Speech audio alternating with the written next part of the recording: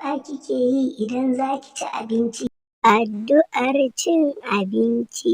Bismillahirrahmanirrahim. Maimaita na ji. Addu'ar cin abinci. Bismillahirrahmanirrahim. To in kika manta baki yi a farkon cin abincin ba fa, me za ki ce? Zan ce ne bismillahi fi awwalihi wa akhirihi. Maimaita na ji. Bismillahi fi awwalihi wa akhirihi. Idan kika gama cin abincin fa. Addu'a in an gama cin abinci.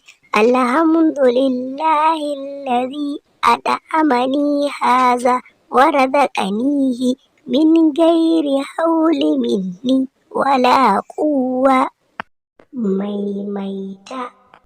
Addu'a in an gama cin abinci.